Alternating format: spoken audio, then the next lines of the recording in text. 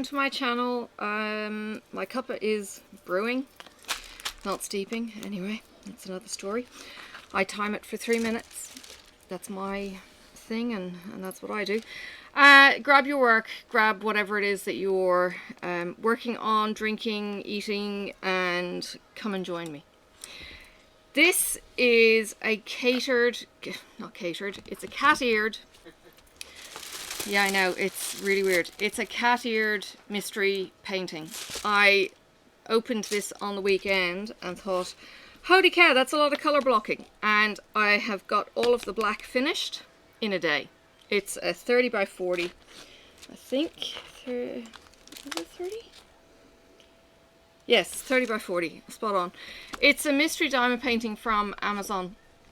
You don't know what you're buying. I think you can dictate the size and the squares around, and that's it. Now, I'm seeing a little bit of lag. I'm hoping that's not coming through for you guys. Yeah, so the black is all finished. You can see how, okay, it's a yin-yang, and it was only when I had it in front of the camera that I went, oh, duh, now I can see what it is. Because this was all mottled, and I kind of thought, oh, how's that going to work? Anyway. I don't know which is which, so forgive me if the yin is black or the yang is black. Anyway, this is quite mottled and it's not finished up here, so it's not quite a yin yang. Now my colours are greys. They're different shades of grey, and I've got my white on the go. So black is all down, unless I've missed one or two B's. All the black is down, and I'm working on the J's, and well, we'll see how we go. I'd love to get this finished this weekend, which is ridiculous, you know, given that it's 30 by 40. I've never done a painting so fast, but it intrigued me as much as anything else. Link will be in the description, and the video unboxing of it will be going live before this video goes out, so it will have released last Monday. That is my timer for my tea. Oh, go away. I time it for 3 minutes exactly. And I might explain later why I'm so pedantic about my tea. Don't be rude. My husband just said, or anything. Me, pedantic. Ah, dear. No, actually I'm going to go for this. What? He thinks I'm obsessive too. I don't know what he's talking about.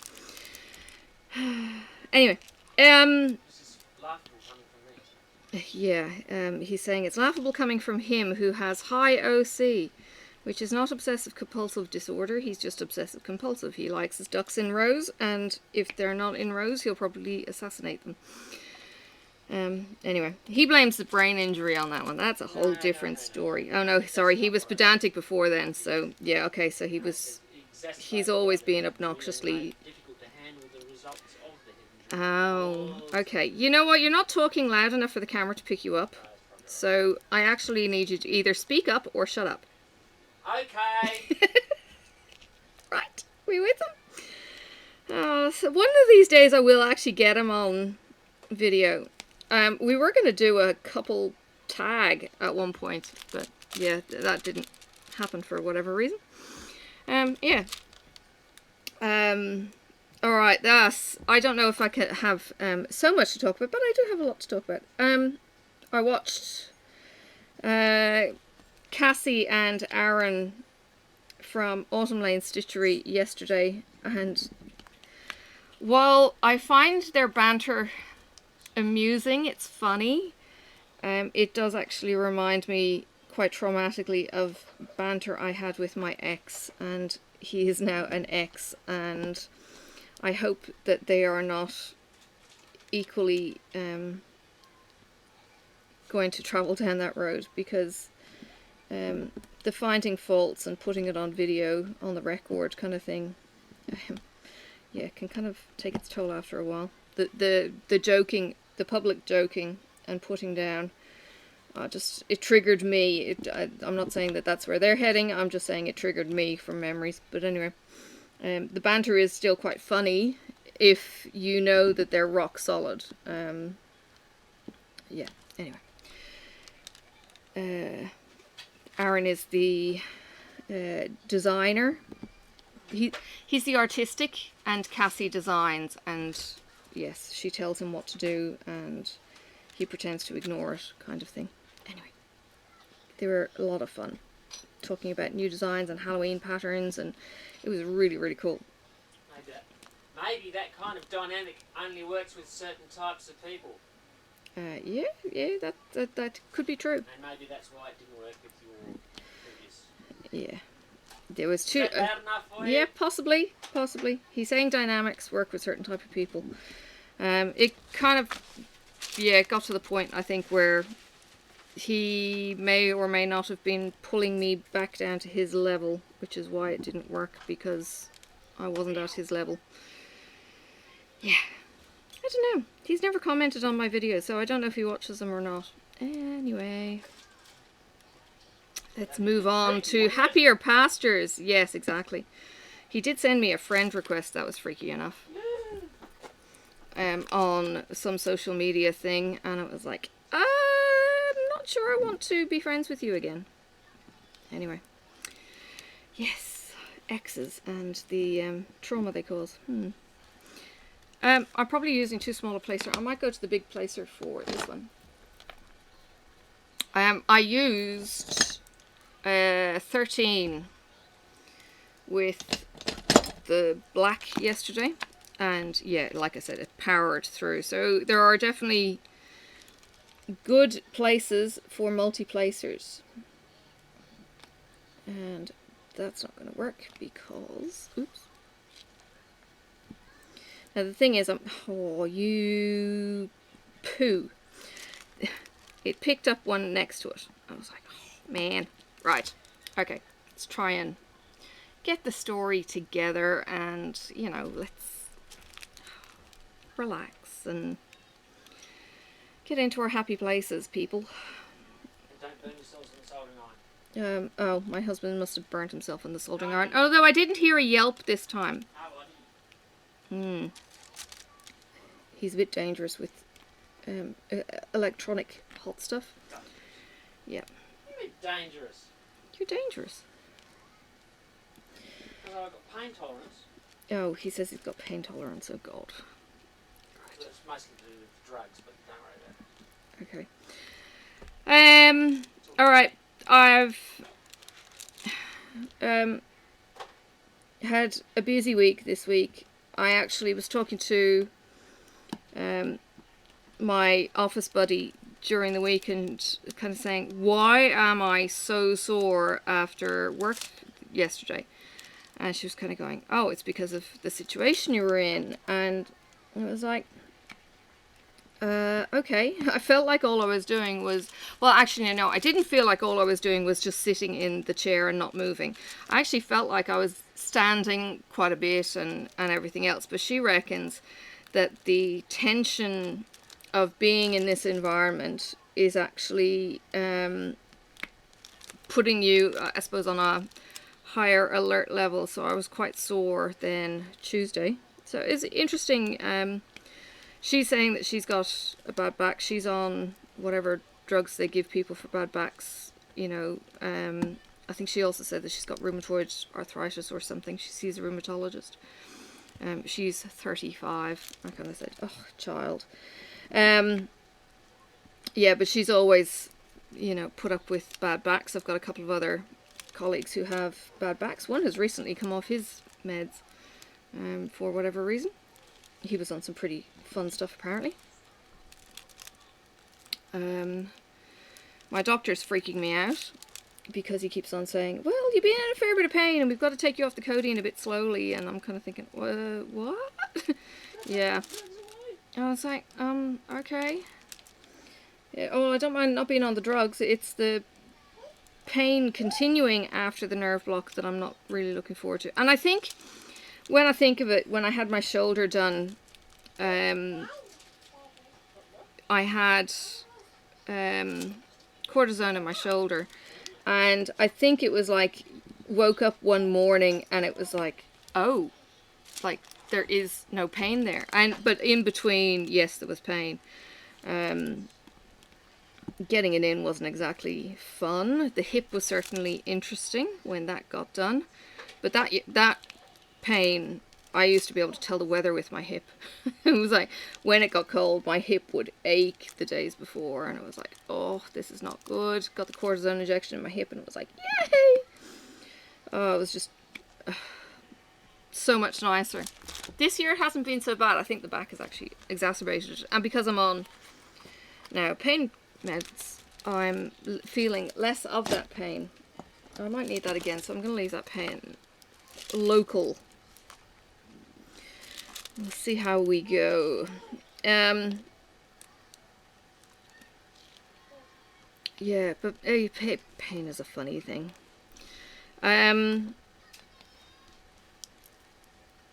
One thing I have, let's say, been experimenting with, because it's very new. Oh, gold, making a mess of that. Right, I need more drills in a row. See, I need my ducks in a row. That's better. Alright. With my work psychologist, or my psychologist, it's just availed of through the works system, and she started doing EMDR with me, kind of kicking herself as to why not before, and I said, well, maybe I wasn't ready before, and that's okay. But we had a session last week, and it was really weird and interesting in how it works. And I was given a book, or given the title of a book, Putting the Past in the Past, or something like that, from Francine someone. And I got the book out of the library, and because it was a paper book, I just never got around to actually reading it. So I need to buy it because it ran over time and I still hadn't got through it. I had too much other things to do. But I think my logical brain, and she said you can't use your logical brain with this stuff, you just got to kind of go with it. But the logical brain in me was kind of saying, okay, this is what is happening, and this is me trying to break down the process, I suppose, in a way. What happens is you have the emotions locked up in one area, and it causes your brain to have a bit of a fart when it comes to processing it, because it's two different parts of the brain. So I think your emotions are on one side and your logic is on the other. And when you get locked in a trauma, you get locked onto one side. So what this thing actually does is it takes you remember this memory and the emotions involved in it, and then you hold the paddles and they start doing that pulsing left right kind of thing. And for me, and I felt this is really, really weird, because you're thinking of the memory at the time, so you're thinking back, but then you've got this buzzing in your hand that's keeping you in the present, and it almost kind of distances the emotion and eventually severs it, because you start to be able to go, okay, it is a memory, but I'm here in the future, and it just gives that distance. It was really, really weird. Now, granted, this wasn't the final process, because when I said there was something, you had to measure your soap, I think it might be, and my soap or my suds or whatever it was went up, and it could be, she said, due to another memory actually being the prime memory rather than this memory being the prime. So it's kind of like taking the crown off the tree instead of the root off the tree, if that makes sense. You think it's the tree, but it's not. Yeah, in a very, very poor way of explaining it.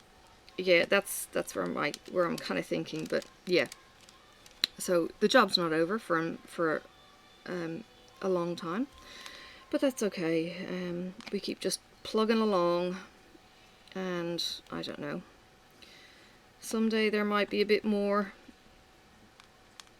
freedom from and clarity, yes.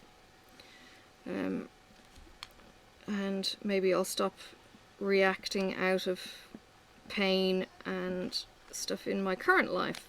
Does that make sense? Anyway, don't mind me, I'm just screwed in the head.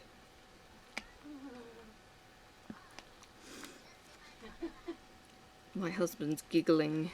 You screwed in the head. No. Now he's going to say that he's more screwed in the head than me, and the competition starts. Yeah, it's all about him. Yeah.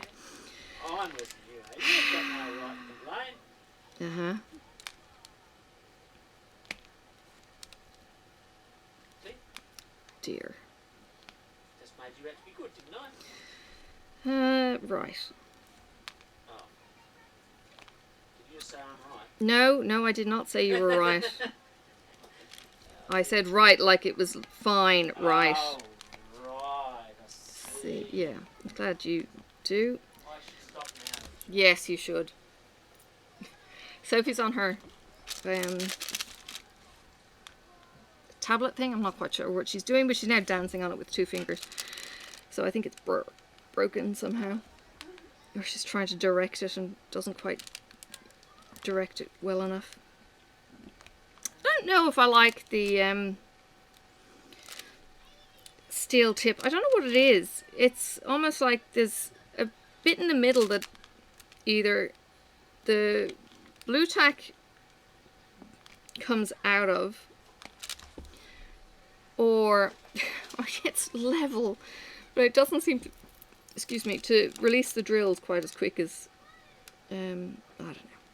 And I've ground down the tip on, oops, I have one too many. Ground down the tip on my other multi-places that I was using yesterday to a certain extent. And I've got a chunk out of the brass tip, and it was like, whoa, where did that go? Yeah, very, very weird. I've never had that happen before. Oh, you. It's not picking up the right ones.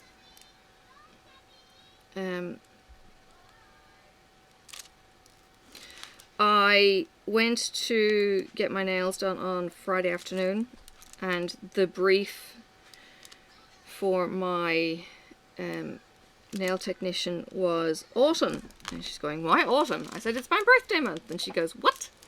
So I said, it's my birthday next week, and you know, and she's, it's not autumn down under, it's summer down under. Summer? No, it's winter down under. It's coming into spring. It is after the 1st of spring. Spring started on the 1st of September. We still haven't had a good snowfall, so I'm not sure winter is really over yet. But today was actually supposed to be raining, and it's nice, and I don't know, the weather's gone all kinds of screwy as a result now. If you were in, was it Jennifer's live, I think? She's talking about her cricket. She went, not cricket, you know, insect cricket, not a cricket, vinyl cricket thing. She went on her retreat, and she had a noisy cricket in the room. Well, I've got a noisy frog outside my window. So, yeah, I was saying to her, I have a noisy frog, and she just giggled. Yeah, but we have a noisy frog outside the window. He did start singing yesterday when I was downstairs, and I don't know where he is. All I know is the general vicinity. My husband reckons he's looking for a mate. He's advertising. He's advertising. And yes, sings at night, quiet during the day.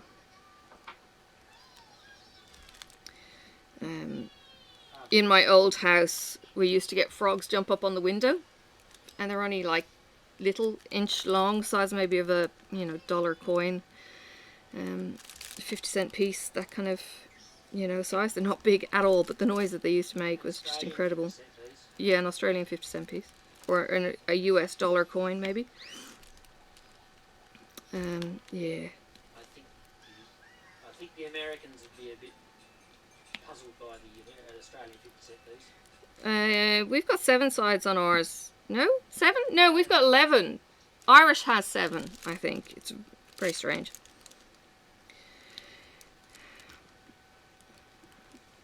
Coins the world over are very, very different. And in the UK, Cal, help. Is it the UK, the 20 pence piece has the straight edges? I say straight with a little bit of liberty. They're, you know, slightly curved. I should take a picture and show you all sometime. I think I've got a collection of all the coins from spending or saving or whatever. I used to only save copper coins in Ireland, 2p's and 1p's, when we still had pence. Because we had the Irish animals on them, the Celtic kind of twisty things, and they were all kinds of funky. I tried to replicate them. Was, you know, the head was all, it was all just twists and turns and, you know, just Irish Celtic Book of Kells kind of twists. Oh, see what I mean by the thing not releasing?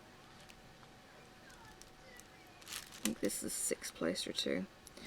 Yeah, the 5p piece had a bull, and the 10p piece had a salmon, and the 50 pence had, I think it was a tern, it was a bird, flying bird, and we had pound notes. We didn't have coins. And then they brought in the coins for, they didn't have euro before I left, so they didn't have euro before 2000. We had a pound coin. Oh yes, it was the large silver coin. I can't remember what was on it though. And it was really, really thin. Like thin like a 5 pence piece, but it was really splayed, large disc coin. Gosh, that's been a while. Yeah, the pound notes used to be green and white. I still have one of those. I always had one of those in my wallet for some reason. It wasn't an emergency $1 or £1. It was a, I don't know, it was a brand new £1 and I folded it up or something. I don't know. Yeah. But yeah, currency is definitely a strangely dynamic thing. In Australia, the notes are very, very different. And that we've got new notes now, and to be honest, I don't deal in plastic notes anymore, really. But the so we have coins for $1 and $2. The $5 note then is, get off, pink or purple? Pink? Oh my goodness, just a bit of debris. $5 note is pink, and the $10 note is blue, the 20 is red, the 50 is yellow, and the $100 is green.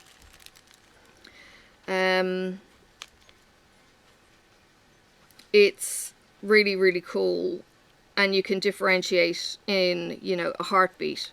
And I know you guys in the States, it's almost like every note is the same color, and I seriously don't know how blind people cope for a start. We even have the braille dots on our notes these days, which is really, really cool. What others? The anti-forgery stuff, the clear windows and holographic thingamajiggies, and there's all sorts of tricks on the modern day notes. Sorry, I'm flipping up. We have got one of the best currencies in the world. I did notice, oh gosh, Island Girl, I can't think of her name now. Gone brain fart, because it's been so long since I've actually spoken to her. She had a picture of her notes from Trinidad and Tobago on her page, and they have different color notes too. And I always loved the Chinese coins that had the holes in them, and I don't know why they had the holes. Maybe for putting on string. I'm not entirely sure what the whole story was with that. And there is now, because I keep seeing it come up on my Facebook feed for some stupid reason, there are coins that you can get that puts the country that you've travelled on, and you can put them onto a keyring. So it's like having these big coins on a big round loop. So that's kind of cool. To keep your memories alive of where you've been. If you're a traveller, it would probably get heavy very, very, very quick though. If anyone is actually travelling these days. I'm still waiting on our politicians to make an announcement. I'm hoping it's going to be in the next 2 days to say we're lifting borders or we're not. To see whether or not the interstate travel is still going to be a thing. I haven't given up just yet. Yeah, it might be quite crazy still having wishful thinking, but I do still have wishful thinking.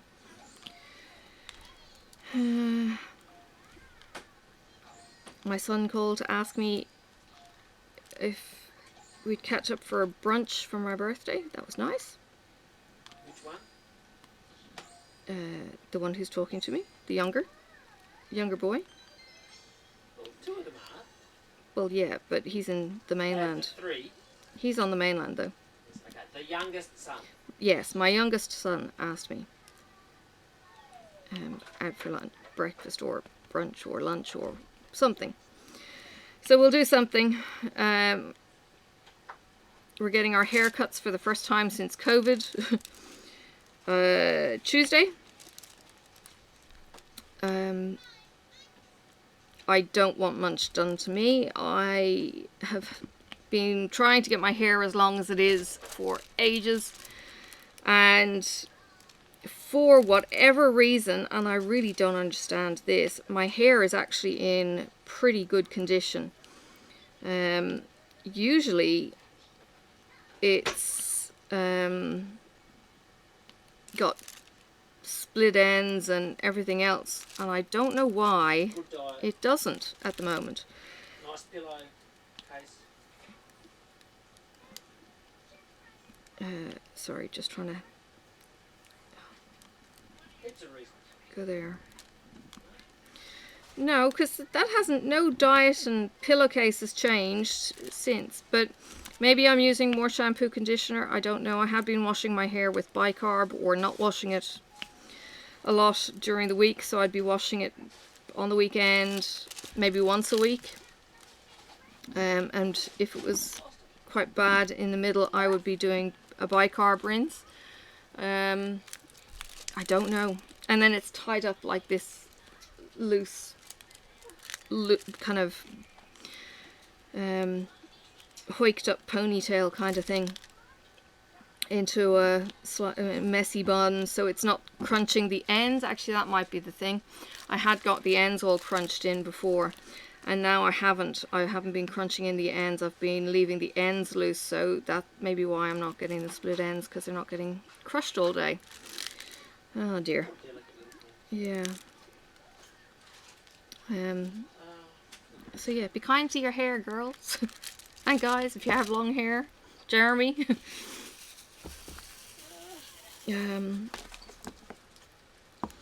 I've got a guy I work with, and he said that when he graduated he had really short hair, like buzz cut short hair, and now his hair is seriously long. It's probably down to his chest, and it's gorgeous. It's fluffy and it's light and everything else. And I've just found a D has gone, oh, sorry, not a D, a B has gone AWOL.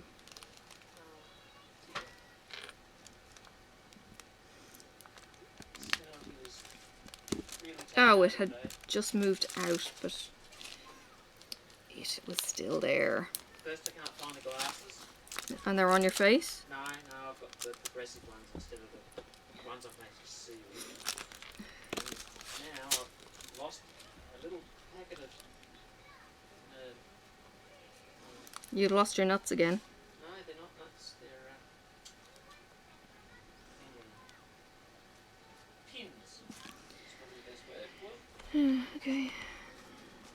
A bag of about 100 of them. Oh. And I had them. Now I've got 3 out.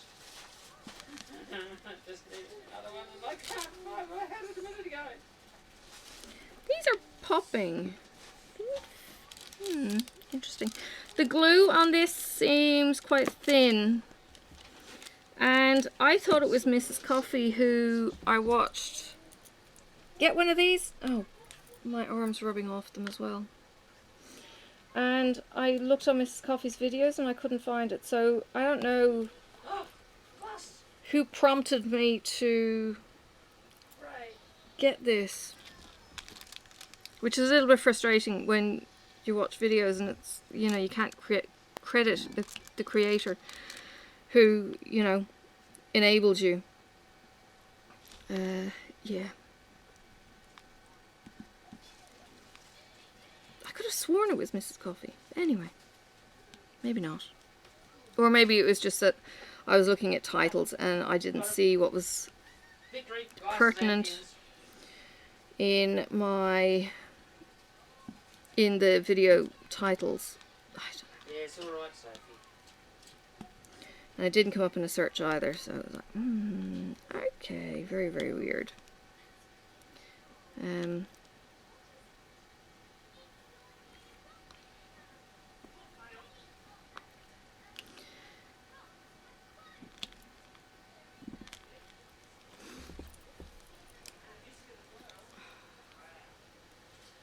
You can't really see how it's progressing too much because there you go, there's the white. But pop my light back on, it does make it a bit easier.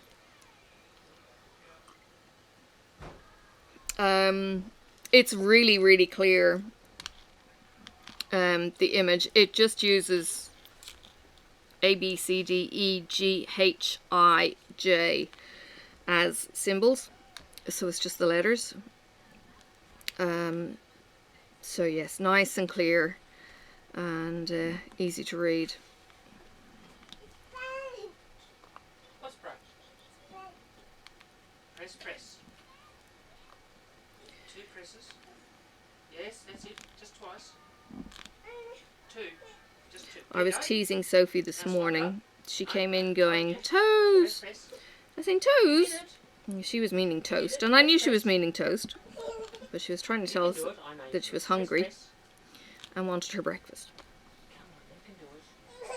So then she decided that she was going to get dressed, and she went, she grabbed a nappy and she starts throwing things at me and missing. But it was quite funny. And now she's having a bit of a spaz because the iPad is, I don't know what it is with her,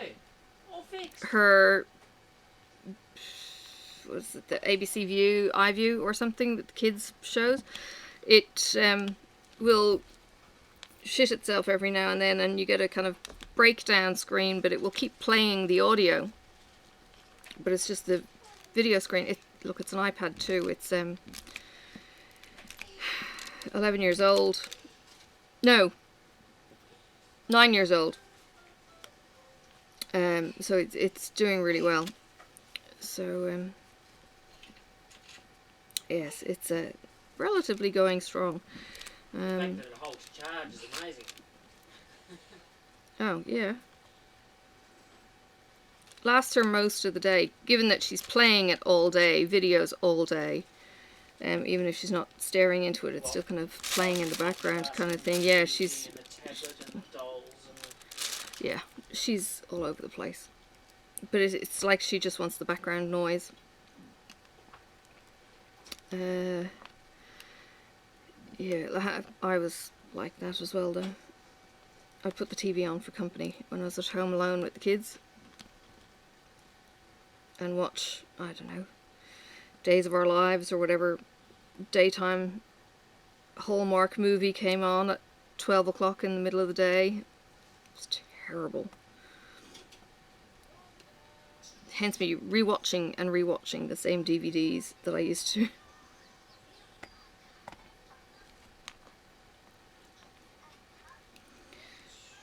But she certainly uses the iPad like a pro. You know, tapping and volume and rewinding and all of that kind of thing. I'm quite amazed at how skilled she is at navigating and knowing the icons to get her TV show playing on our phone and things like that.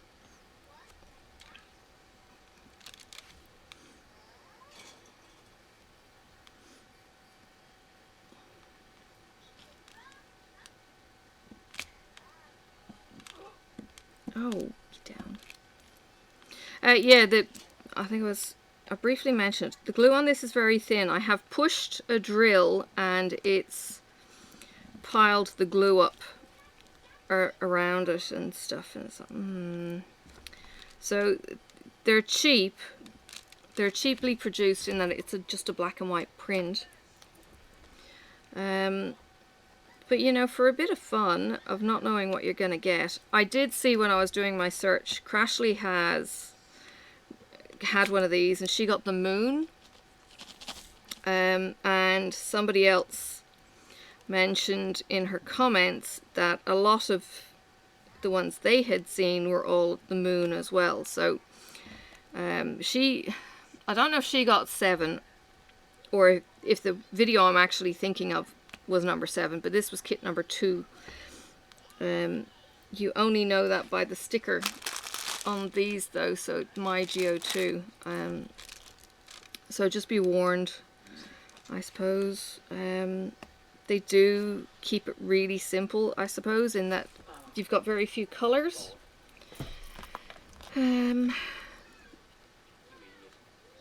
It's not like the Ever Moment mystery where they just take off the thumbnail, but it's a full proper diamond painting that you would, you know, get if you were getting a normal kit and just having the picture removed. So yeah, that's basically all they do, is they just take off the picture and you've got your opaque cover blocking you from seeing what it is.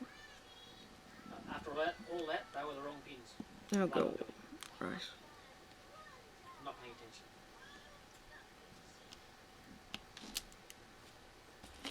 Sorry, colour blocking.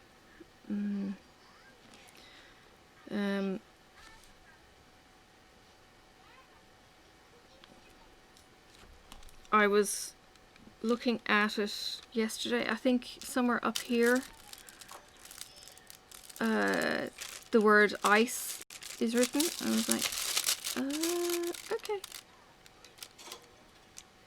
I don't know where it's gone, because I haven't done any ICs or E's. There was 3 together. I was like, oh, interesting.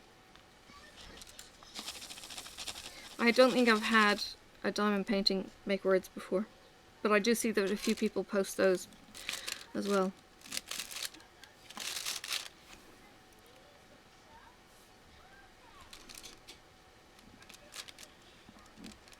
Oh, you can see the washi tape that's down the middle. That's because I started in the middle and worked this side and then I worked down and around.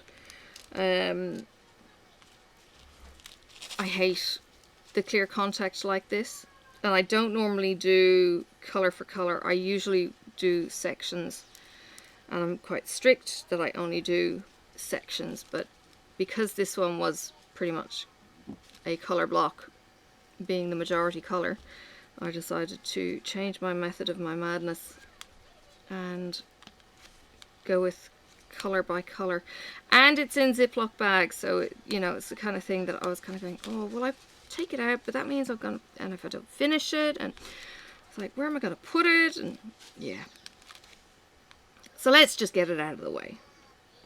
Although I was saying to a friend, I really need to get my cross stitch done.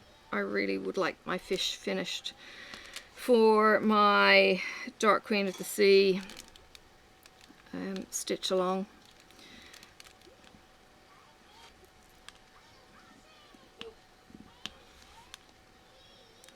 But it's very hard to get motivated when you're tired at the end of the day. And not make mistakes. I'm working on linen and it's like, oh my god, what have I done? Between the working 2/2 and the count, I think the count is 32. I think it's 32. I don't think it's 28. And it's just tiny, and making sure that I'm actually counting 2 going to the left. And shall not be 29. Yes, going to the left was like, oh god, if I make a mistake, so I'm trying not to count, I'm trying to just, okay, put that colour away, work on the next colour, and, you know, which means I'm starting and finishing more than I maybe would have otherwise, or I'm being careful where I start choosing to put the colour, so I can work from one direction right across. And so what I was doing in the large areas was doing half across for about 5 stitches, jumping back the full thing, and then doing the other half of the cross for 5 stitches, and kind of backtracking a little bit like that. I was finding that that worked reasonably okay. I don't give a damn what the back looks like. I'm much happier, of course, if it's, you know, an economical stitch, and that I'm not wasting threads by running them everywhere, but I also want it to be able to flow in maybe the direction that I'm going, that kind of thing.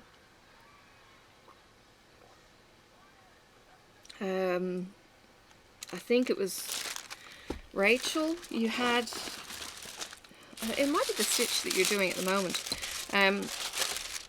It's just so neat on the back, and it's like, oh my god, I've never even tried. Okay, it's gone. Stupid thing. It drives me nuts. Drives me absolutely scatty, those things. I hate the clear covers. Alright. We'll just go for the bigger sections.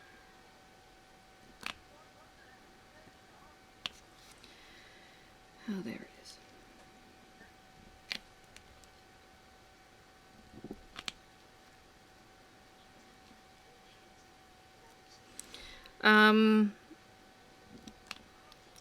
Someone else had a photo of their everlasting tip in a pen, and the everlasting tip was sticking quite a ways out. It was into one of Jeff's pens, I think in Mrs. Crochet's Coffee's group. And yes, it does seem to be a thing.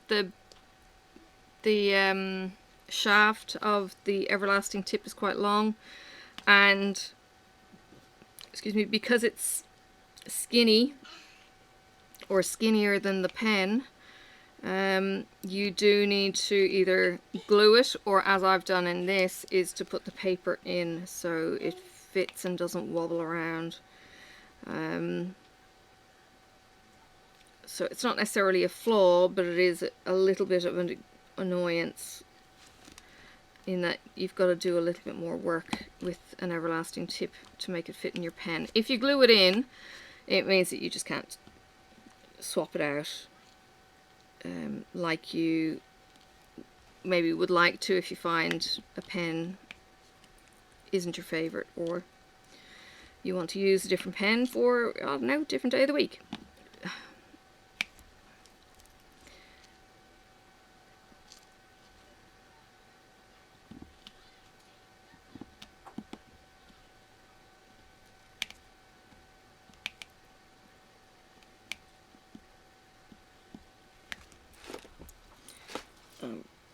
Hoping I'm not taking off too many as I'm resting on that.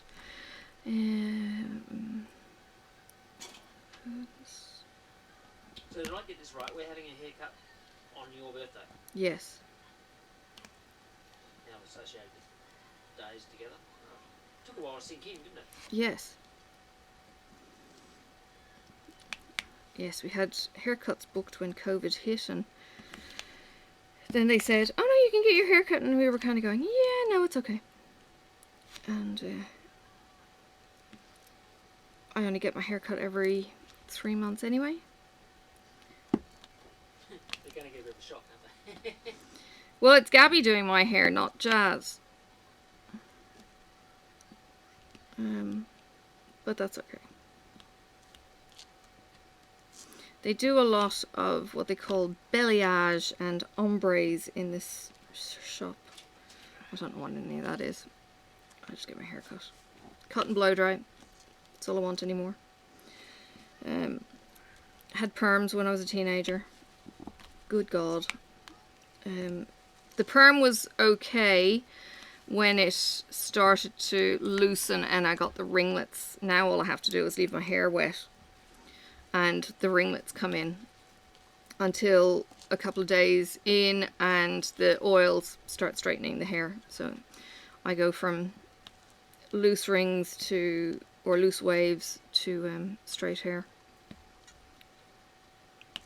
But I'm a mum and usually looking down on a child because, you know, they're a little bit shorter than us. No comments from the cheap seats, please. And yeah, I always end up with hair on my face, so I tie my hair up. And I overheat. It's like you've got hair all over the place. I overheat. Yeah. So if I'm going to do a job, the hair goes up. And then it just stays up. I don't put it up and put it down like I'm changing... I was going to say changing underwear, but yeah, there are certain people in the house I query. Not the husband. Usually children. It's like, what? Hang on, I'm not wearing nothing. Dear.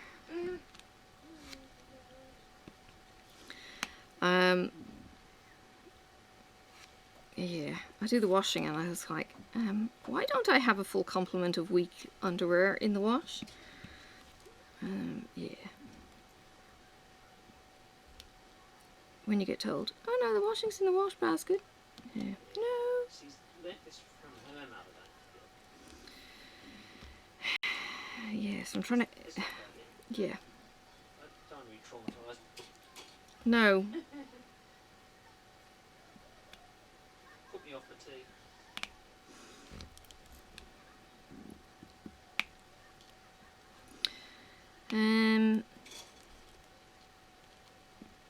Haven't given much thought actually to a birthday meal. Oh yeah. You're going to put an order in? Yes.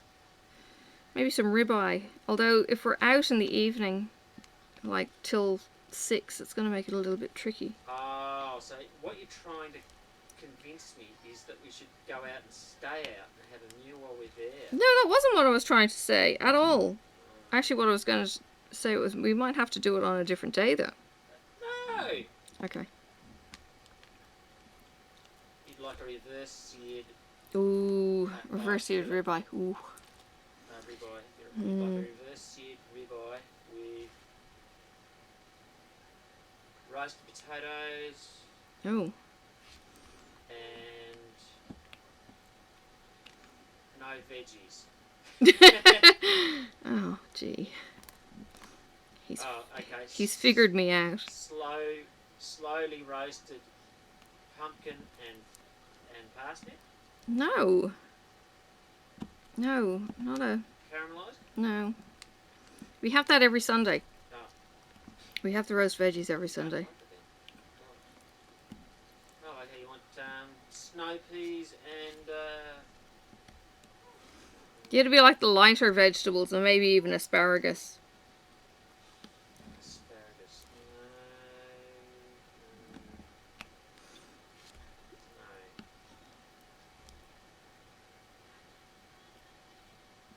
No. Well, how about you do the the veggies then. No, now he's telling me to do the veggies. It's my birthday, I shouldn't be cooking. There's a lot goes into the reverse searing of a... Oh, God. Here's the mortar coming out now. Oh, my Okay. goodness me. Go on, tell them how complicated it is. Go on, there. You're talking about slow cooking it? Slow cooking and reverse searing, yes. Oh, he's talking about slow cooking the meat when we're not actually home, to keep an eye on the slow cooker, make sure it's up to temperature. That's not going to work either. That's the charcoal burner. That's the big old thing. Oh, you're talking about doing it in the oven? Outside. No, oh God, I know, The I give up. charcoal burner. Right, this needs to stop, because this is not a conversation I'm having on my WiPnChat. Oh, I'm sorry. All right. Yeah. Your birthday dinner is not for public consumption. Right, okay. No, I'm just not wasting my time Okay. making people hungry. I'll do it on other occasions. Okay. My dad sent me an email saying, hey, I can't send anything to you. He's in Ireland. And if you have not already caught up with Rachel saying she can't mail anything out of Ireland. This is what bemuses me, though, because I can get stuff from the UK, which is like a spit and a throw across the Irish Sea. And yet Ireland have locked down the postal system. And it's like, far out, why? Just seems a bit, well, frankly, Irish. So I haven't got any chocolate from him for months and months and months. So I'm running out of Irish chocolate bars. Haven't been able to get a birthday card from him. You know, thanks, on post. He usually lodges money into my account, so I don't know why he was kind of making any big deal, other than maybe he couldn't send me a birthday card with a bar of chocolate in it. Maybe that was where he was coming from. And he's kind of going, you know, how can I connect with you? I've got Facebook, Zoom, and WhatsApp. And I'm kind of going, yeah, Dad, I've got all of those.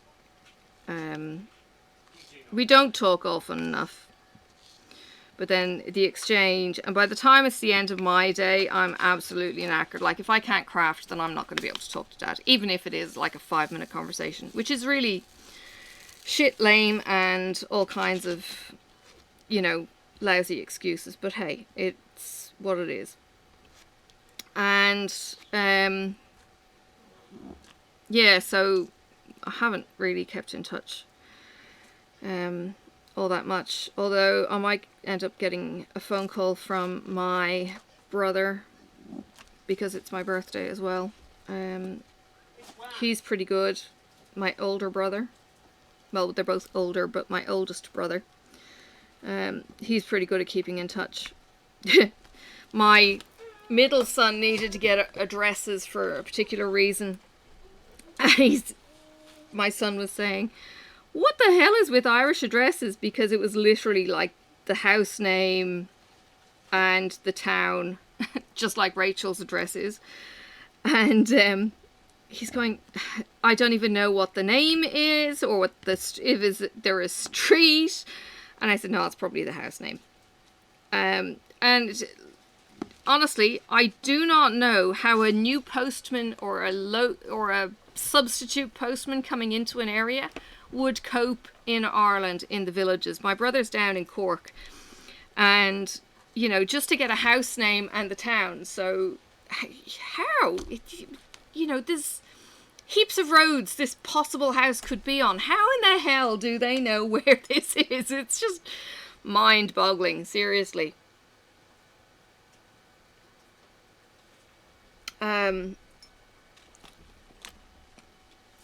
Yeah, I think even rural Australia, rural Tasmania even, we've got properties, and in the country what they do is I think they measure from the point of the town. So it would be like 1014, so 1014, and that means that it's 1 kilometre from the town of whatever. What if they had R&Bs? What?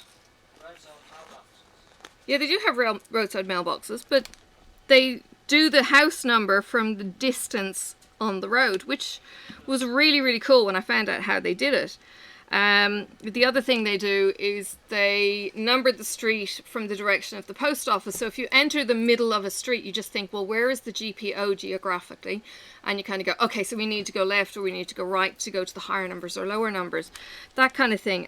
So there's a little bit of logic to the craziness. I've noticed in the States predominantly, they seem to have like 5th Avenue or whatever it is, and those can be really, really long, because I've mailed stuff to people in the States and I'm kind of thinking, this is a rural address, but it's called like 5th Avenue. And I was like, what? Really, really weird. Yeah, addresses. Very, very strange. Just like the money. Yeah, but, oh, gosh, trying to find where his house would have been. And, like, if I was to visit and try and find where his house is, I either need the local knowledge and then, you know, calling into a shop. Oh, can you tell me where such and such is? And the store owner knowing where it is? Or my brother to actually give me directions like, oh, turn left at the such and such, and, you know, I don't know, it's just, yeah, very Irish.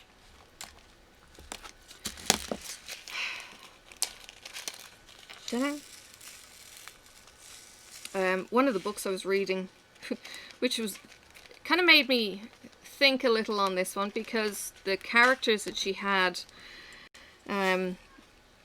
it's based in Chance Creek, which is in Montana, fictional town, and she calls everything ranches, which is, you know, what you do. But then she equated the Irish equivalent of a farm as a ranch, and I'm kind of thinking, you think a ranch in Ireland or a farm in Ireland is like a ranch? Interesting. Farms in Ireland are not really that big. I get the impression that ranches are huge and, you know, can't see boundaries, but in... Oh, sorry? Compared more to hobby farms, some of the more modern ones. Ranches? Yeah. Oh. More like a hobby farm. Well, I suppose when they divide up a real ranch so that you can retire on your couple of acres kind of thing. I call it a ranch to make it sound bigger. Yeah, you call him. Okay. Yeah, it was just interesting how the author had kind of equated a ranch to a farm, an Irish farm, and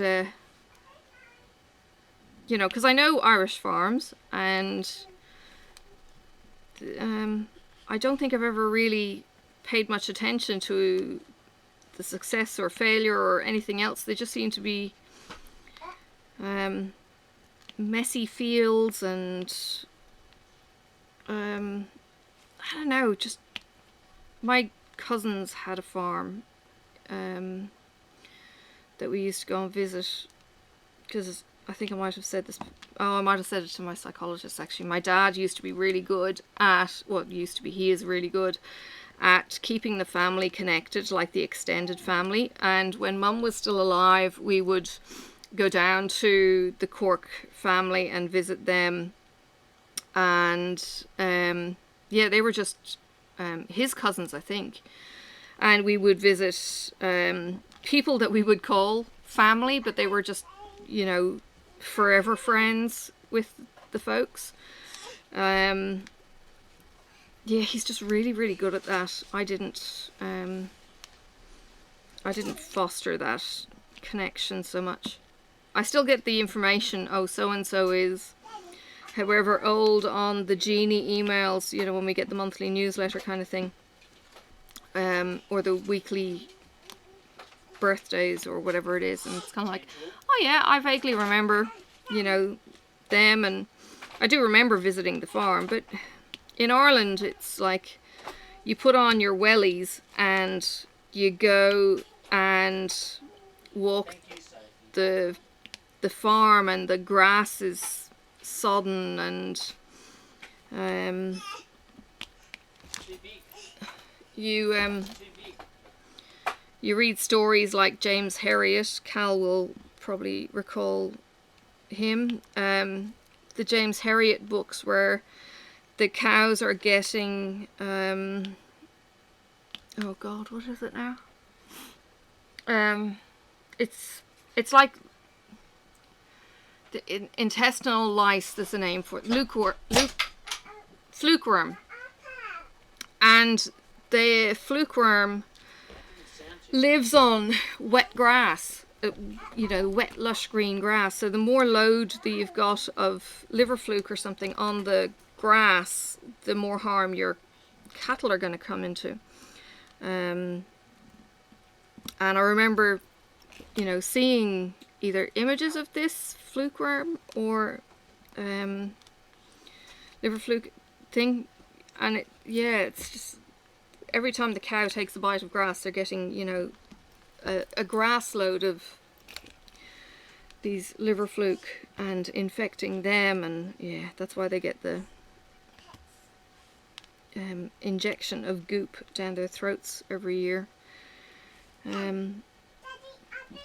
We just have such different grass here. It's like the grass in Ireland and England is thick, green, lush, wet. And then what they do is they cut it and they make what's called silage out of it, which is basically cut grass put under bin bag liners, and it rots down and it becomes an even more fertile mess. And they've got these silage drains where they drain off the liquid as it's drying, but they give the silage then to the cattle, and it's kind of like they digest their food 4 times. It's kind of like it's already pre-digested for them, so it, you know, kind of gives them all the juicy goodness even quicker and easier. Yes, you get lots of things like silage pits, whereas Australia is just bone dry. It's by comparison, it's just like you're looking out and it's brown, and you can actually see, you know, in the winter you start seeing it either green up or brown down. And the sheep, because they're merino mostly, they actually cut the grass very, very close, and you end up with this just dry, scratchy shit everywhere. And they're not very good at eating the weeds. Yeah, I don't know what the Irish wool used to sell as, but I know merino wool, now that I'm getting into the knitting more, is like, you know, it's the sought after wool of choice.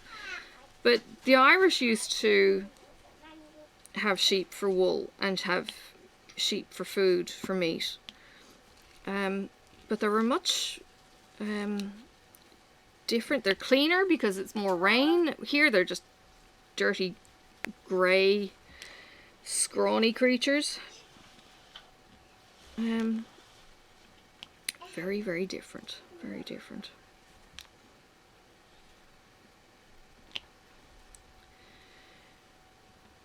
And they have black faces in Ireland. Or they have white sheep too, but they've got black sheep. Black faces, white bodies. But always seem to look clean. And then you've got the farmer, and they'll actually spray paint the number on the back of the sheep over there. What do they do here for numbering the sheep? I think they put a clip in the ear. I think we're moving towards RFID tags these days. Oh god.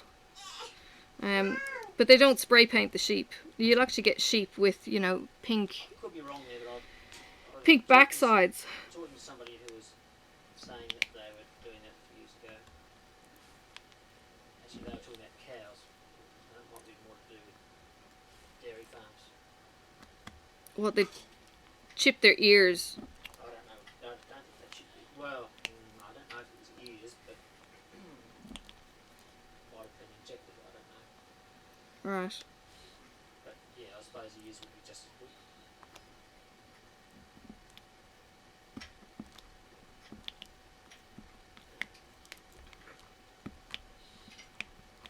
A lot easier with automated things. It's all RFID. Well, RFID might be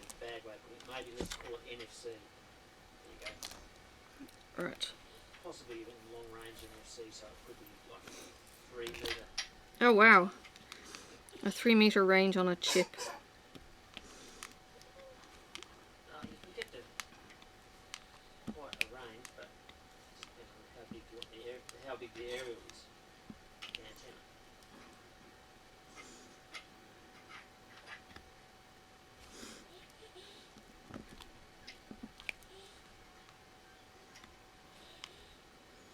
I know there's a lot of, let's call it scaremongering happening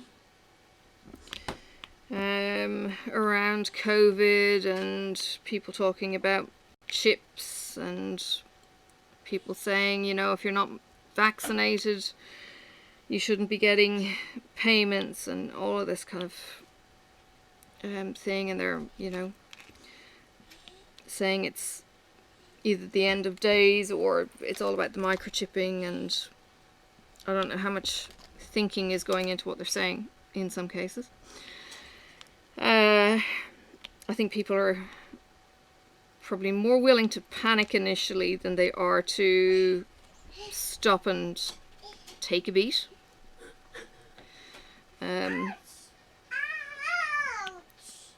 Yes, microchipping is not necessarily how we want to go, but it also makes, in some ways, an awful lot of sense. You know, and this is the thing, and I guess we've probably become complacent, and this is the whole reasoning behind it. We get pretty complacent and we kind of think, well, if we lose a pet, we've got the microchips, and the microchip will tell the vet who owns the pet. And I was kind of thinking with Sophie the other day, you know, she's 30 months. If she got lost and somebody said, who are you and who do you belong to, she couldn't answer. You know, now up until, or since she's been, what, 14 months old, she has been mobile. And if she was to have escaped our custody care, you know, and run away, how is an authority person, medical or otherwise, going to know who she's, you know, related to? And, you know, there's the talk of, you know, you go to the Christmas fairs, like we've got a big kind of festival on in Hobart every year, and Taste of Tasmania. Hang on a second.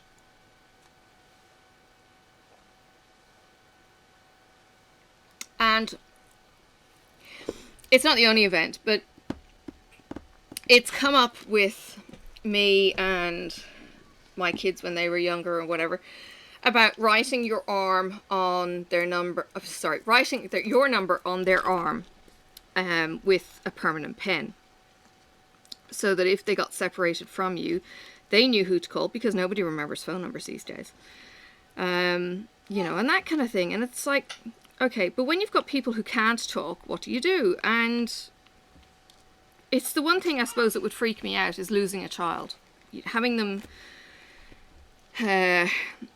taken or go missing in a supermarket or whatever it might be. And certainly when I'm on the mainland, I'm even more hypervigilant than I am here. But because, you know, we don't hear of missing children all that much. I do see you've got Amber Alerts over in the States, and I do see people posting their Amber Alerts, and you've got such a big country, and if you genuinely had somebody who wanted to hide, you've got an awful lot of space to hide in. You do here too.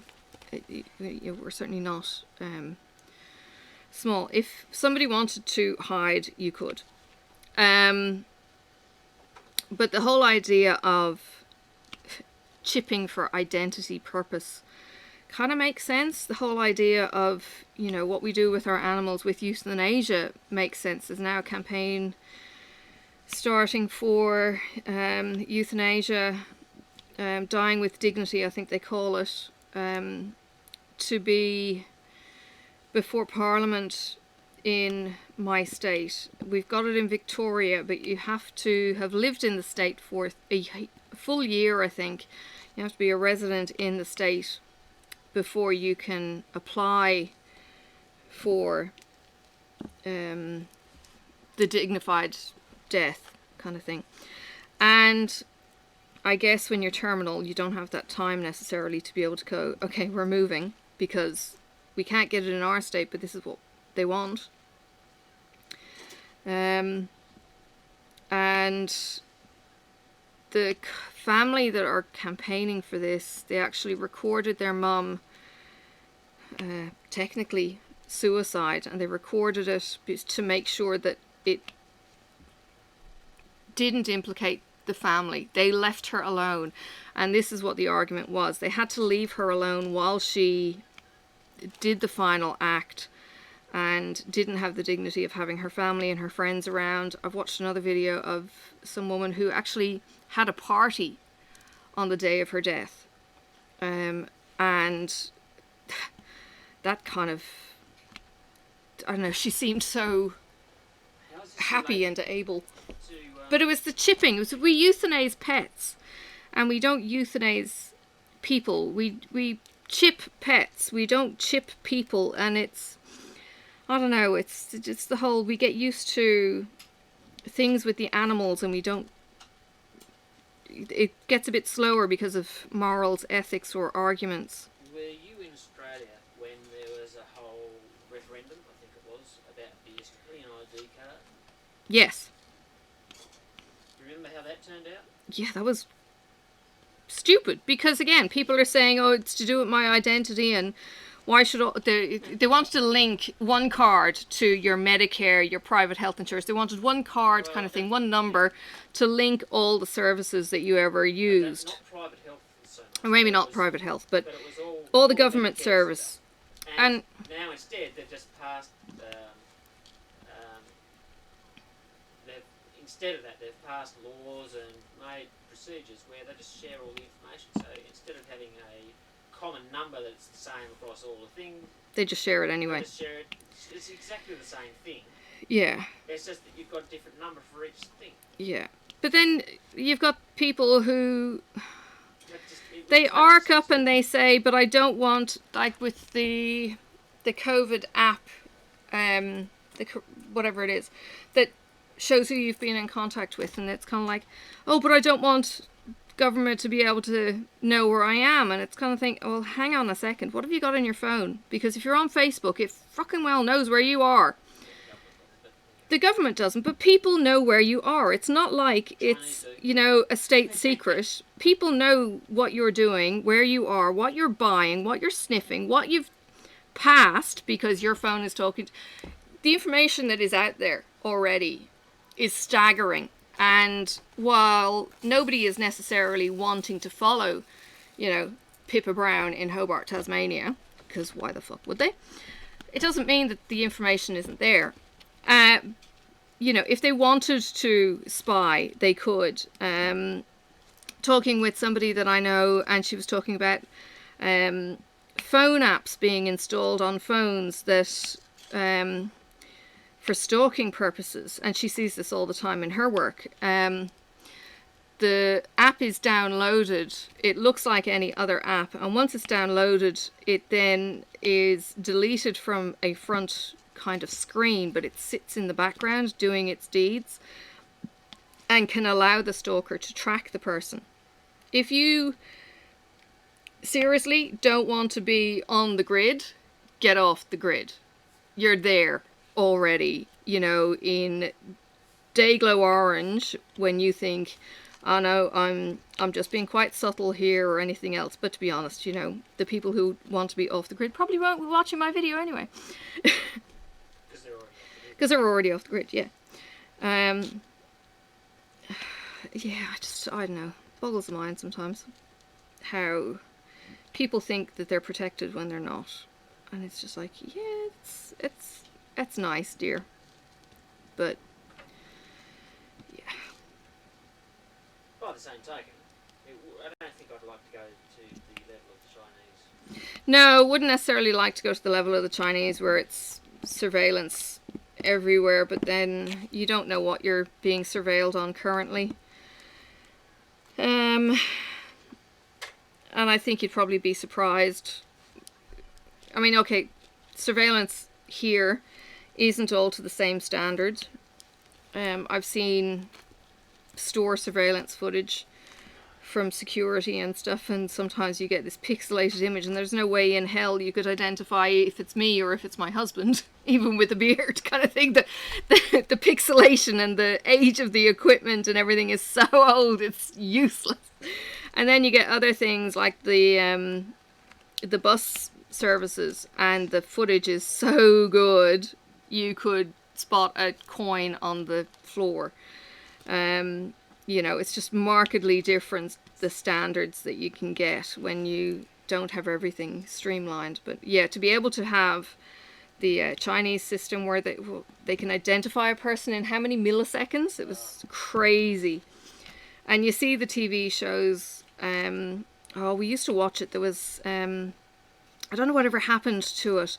It was an American show, and he was the multi-millionaire, and he got into the PD security system as a consultant, and then he kind of became a consultant cop kind of thing. It was really, really good. He was great big, you know, fairly good-looking guy, great big smile on his face. He was a lovely, lovely character too.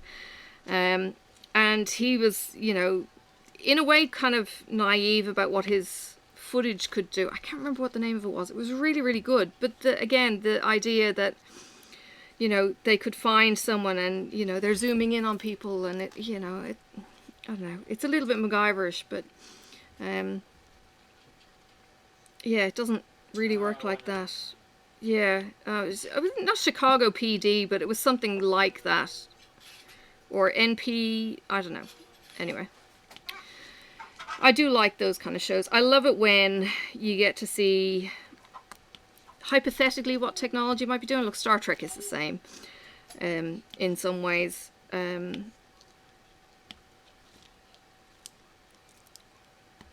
think it was Star Trek.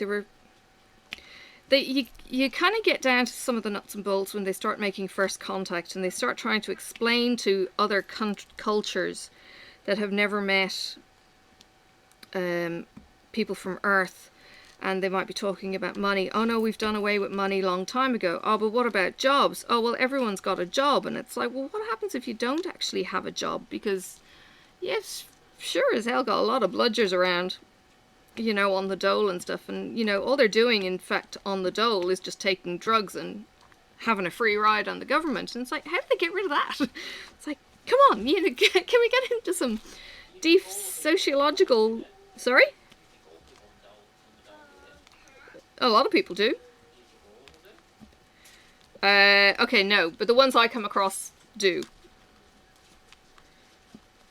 You know, or they've all got a trauma that they can't continue working, or, you know, but I think they're also kind of... Well, I might be, but... Because you're saying that you were on the pension and you couldn't work. Yeah.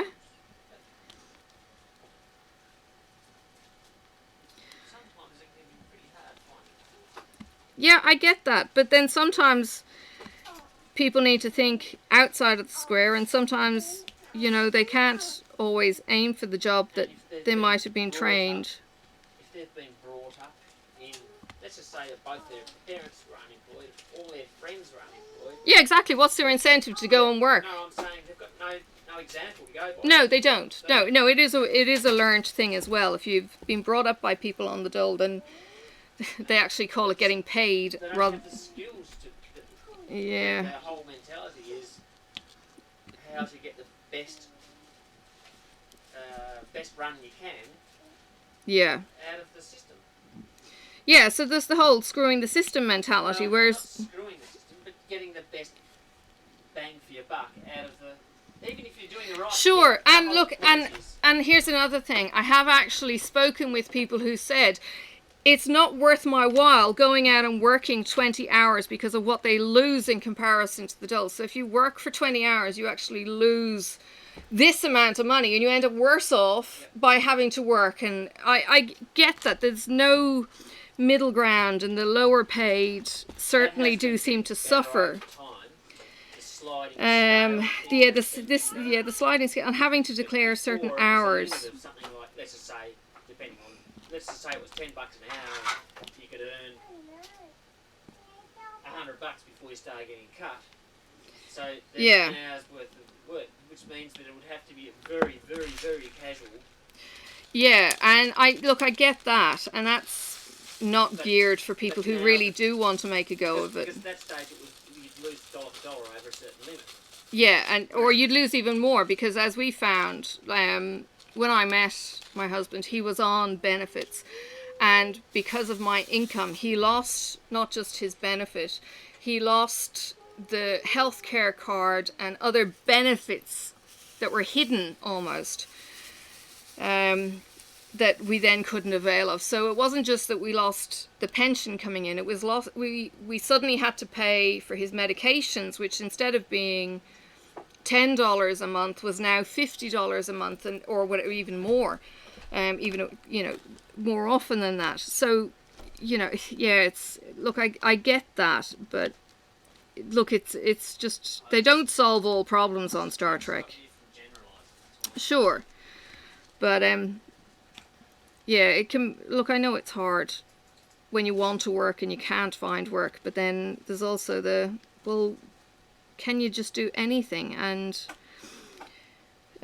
one of the stories we've got of, I can't remember where I read it, somebody said that they walked 10 kilometers every day to their job because they didn't have a car at the time. You've got determined people who are like that, who will do it, and you've got other people who will say, well, if I can do it, walk to work on, for instance, a snow day, then why the hell can't you? And there's that mentality. The people who really go over and above to earn, even though they might be spending how many hours walking, okay, that's ridiculous, but it's showing that determination, and people who do that kind of effort seem to get rewarded. I've seen it on some documentaries. Some guy used to walk to work, and it might have been, again, 10 kilometers or more. I think he got a couple of hours sleep, and he would literally wake up, turn around, walk back to work again.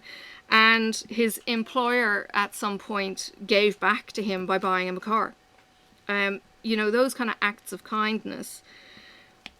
He didn't do it for reward of a car. He did it because he wanted the work, and he wanted the dignity of the work and that kind of thing. And then you've got some people who will whinge and moan and complain, like one of my kids, when they kind of go, oh no, but it's too hard. And it's like, well, not really. I mean, maybe to a point, and yes, if pain is involved, to a point, but I don't know. I think it's a lot of it's down to attitude too. No, I don't think so. No, she was only ever on anti-inflammatories, and I don't think narcotics were ever prescribed to her because of her age.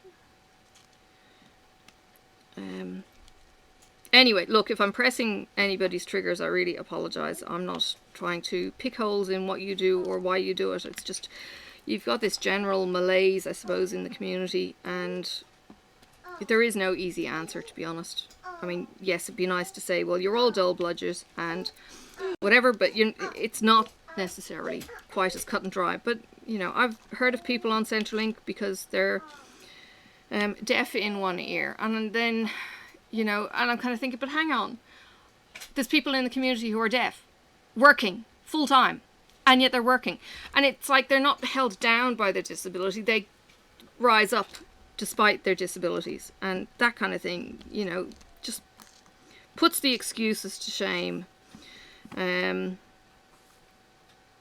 think that's the thing. The people who overcome they really do excel. And I know it can be a case of, you feel like you want to give up, when you're in the middle of it. But I think there's more pride in actually overcoming. When you do overcome, and I've certainly been there on that. So I don't mean to say it's easy, it's not, but you can do it, and you will have a cheer squad at the other end of it, especially when you do share your story. In Christian circles they call it a testimony. In real life it's your life story, and you will impress people by sharing it, and I think that's something actually we don't do an awful lot. I do it all the time. I don't know what you're talking about. Yeah, well, do you? I tell you about it all the time. Yeah, you tell me, but do you tell unknowns? Whoever will listen. Whoever will listen. Oh, because it's all about him. Yeah, that's right. Yeah. Well, I don't know your story. You don't know my As story. well as I know mine. Right. No, maybe because I don't need to talk about it. Or don't feel the need to talk about it, because it's not all about me. I'm just saying. Well, I'm only an expert on my story. He's only an expert in his story. Oh, God. Well, I suppose that's true. We're all an expert on our own story. Dad he's 92. And he said he was writing his biography this year. I thought, well, that's interesting. He got to a sticking point with the period around Mum, which was interesting because I was a kid when Mum got sick. And I was a kid still, day before I was 13 when she died. Hang on, I've got a drill out of place. Where are you? And I know I blocked a lot of things. I didn't realise that he had blocked a lot of things, or he'd forgotten things because he was, you know, so stressed by it all or whatever. Hang on, I need to move that. I need to get this down, and I need to move this. And I think I saw a bee somewhere in here. I'll get there. You know, as kids, yes, we shut out the trauma, but I didn't really figure that he had. So I was kind of saying, oh, well, I remember this, and I remember this, and I remember almost seems like snapshots. And Sophie does remind me of a few of those things, because she'll get in the car. She's absolutely fascinated with the moon. And, you know, she'll follow the moon in the car kind of thing. And I remember doing that, but I don't know how old I was. I thought I was older. And back in the days where we weren't locked in seatbelts either. So I would lie across the back seat and look for the moon. You know, and look up on the way home from potentially the cousins. And,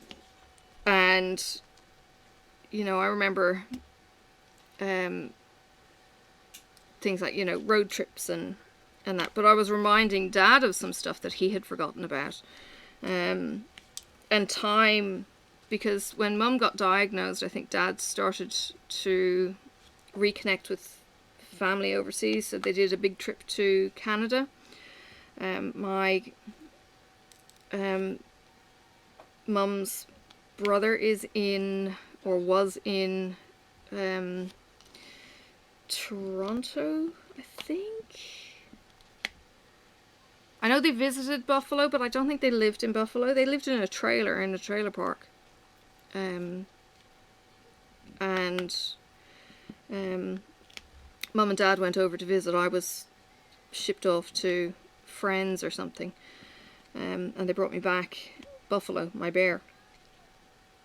And we did other, you know, family trips. And as I say, Dad kept people connected. And he's very much always tried to keep people connected, even though it might be seen as interfering in some parts. But that's always been his big thing. I think he's seen the disconnect, and it pains him in some way, shape or form. So he tries to fix it in whatever mismanaged way he does.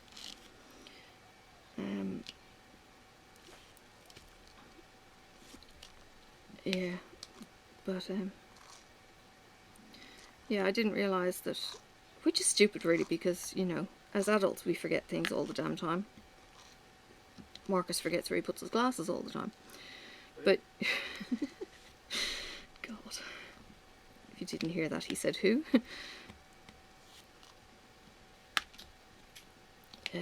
Yeah. Oops. Hitchhiker. Yes, we said that's just not just memory, that's pattern recognition as well. Like, it was sitting right in front of me and I went over there. This is not just the, oh, I lost my glasses and they're sitting on my head thing. That happens as well. This is the, I can't find them because I can't see them. Yes, he has gone to look for something, and because it's lying down, he hasn't seen it. Instead of sitting up. Instead, yeah. We call it pattern recognition. We jokingly call it pattern recognition. It was funny because an email went out at work one day, and the boss is going, has anyone seen this? And a couple of minutes passed, and he went, never mind, I found it on my desk. It was like, what the hell? It's like, I had a boy look. I think he called it a man look. Oh dear. The categories in the quiz last night, seeing as I talked to you about the quiz at work, the categories in the quiz last week, I nearly thought I'm not going to stay for the quiz, were TV themes. So he'd play the theme tune to TV shows, and I'm kind of thinking, oh my god, if he plays Australian theme songs, I'm not going to know them. So anyway, they weren't all Australian theme songs, so I actually did reasonably okay in knowing what they were. Just everyone else at the table, hands are shooting up like at a rate of knots. One of the guys is actually saying, I should just leave my hand up, you know, because he recognised them all. But when it came to classic art, I was kind of thinking, oh god, and I don't study for this much. I did watch The Holy Grail and The Meaning of Life on the Monty Python week, but yeah. Yeah, the last time I studied art was in high school in the 1990s, early 90s, and yeah, I hadn't really paid much attention to it beyond there. Yeah, I did 1 year in the 90s. The rest were late 80s. So my husband's so old, he was working by the time it was the 90s. Actually, he probably wasn't, because he was head injured about that time too. No, I was working in uni. See, head injury. You know, acquired brain injury. He was out working and actually in charge of a whole heap of lackeys at the cricket stadium. He did everything, and he had a brain injury. You know, so That go was when figure. I had about 6 jobs at once. Yeah, he had about 6 jobs at once, he says. Yeah. Anyway. I was registered. He had a registered business. I was registered as a group employer. I could employ 50 people a year. He was registered as a group employer in his early 20s. And I was also unemployed. And he was also creaming the dough. And or studying. Or studying, yeah. And yeah. So it was funny. I came home, I think the night before, finding out that it was the Monty Python theme, and saying, hey, the thing is Monty Python and I need to study. So I put the Monty Python movie on, and both of us are, you know, chipping the lines to each other and all. It was really, really funny. He would get on with the boss really, really well. But anyway, we had to identify the artist and the art piece. And yeah, I actually did surprisingly well. I got 17 out of 24. Actually, I put down 17 out of 24. You know, I don't know if the answers had to be either the art, the artist, and you should have got a point for each, which meant that it should have been out of 48, which means that the score is wrong. I'm going to have to put an appeal in. Okay. I don't know if he goes back and rechecks our scores, but he does look back at how well everyone is doing. And I got a comment in the breakdown saying, he actually used a French word saying like an impressionist, and then aunt at the end in French. And I'm kind of thinking, that doesn't look like it's the right word, which is just made it more funny, I suppose. Yeah. But, and what was the first? Oh, the first category was year. What year was this? And he would read 5 facts out of the year that this event happened in. And I already knew I was going to be really, really lousy on that. I'm so bad with naming years. Hence me kind of thinking, oh, I'm not even going to try in this quiz. But it's a lot of fun. There's usually a lot of laughs at people giving silly answers. Other people going, shut up! Go and, hey, there's a phone call for you in reception kind of thing, you know, trying to heckle each other and that kind of thing. So, yeah, it's funny. Because some person might be doing good, or some person might be going bad, and it's kind of like, oh, for fuck's sake! You know, yeah. And they might only get 3 answers right, but I think the hardest part is the fact that it's fastest hand first, and it's like, oh, yeah, and some people are really quick on the hand. Crazy. Then, of course, it didn't help that somebody was sitting behind me with the same name as me, and on one of the quizzes, it was their hand that was seen first, not mine, but we both answered at the same time. I was like, oh, God. Yeah. Yeah, it's kind of useless bits of information, like, you know, knowing that Tim the Shrubber was going to, you know, wanted them to get a shrubbery kind of, you know, and or whatever it is, and I'm kind of going, this is not information I need for my work. Why do I know this crap? And then you forget what you really need. Brains. And it's like that with lyrics too. It's like you remember the song lyrics of some other stupid song, and you can't get them out of your head. They're called earworms. And yeah, absolutely useless in reality, and you can't get rid of them. And then I look at a maths puzzle and go, yeah, I think I should know what that is. And I have to be reminded how to do the process before it actually goes, oh, I can do that. Like equations. There was a Facebook ad. So many bloody Facebook ads. I wish you could ban them. Facebook ad for science or maths t-shirts. And, you know, they had different things. And, yeah, one of them was like a math joke. That, you know, you'd need to know your math formulas to get it, kind of thing. You know, those in the know, or like binary, there are 10 kinds of people in the world, kind of thing. That's what it looks like to somebody who can't read binary.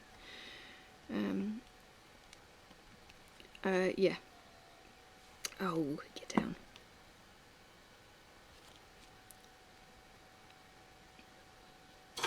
No sense to anybody who doesn't understand binary. No, exactly. That's the whole point. Yes. You put the number on the t-shirt and people go, there's 10 kinds of people in the world, those who get it and those who don't. Yeah. And somebody who wouldn't get it wouldn't understand that the 10 is actually 2. 1 0. You know, if you ever want to do it. Now, when I did geocaching, I had to learn binary, and I had to learn octal and other things just to crack codes.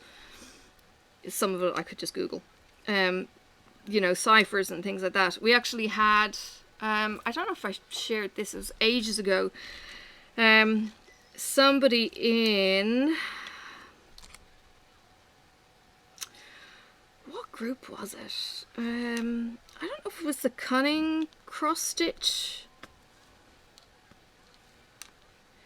but she did a cross stitch related treasure hunt, scavenger hunt, and you know, the first bit was kind of like, ooh, I can do this, and ooh, I can do this, and then the end was just these X's and O's, and I'm kind of thinking, What the hell? I know, I'm not getting this. I Googled forever and I was not getting this whatsoever. And in the end, I said, okay, I fess, can't do this. What is it? Help, please. And she said, oh, it's just cross stitch. And I was like, ah, I hate you. You know, because you can be looking at a puzzle and it's like plain as day when you realize how simple it really is. Yeah, that kind of thing. But when you get it, you get it. Yeah. So she was actually, oh, I think it's part of the Stiotch along. That's right.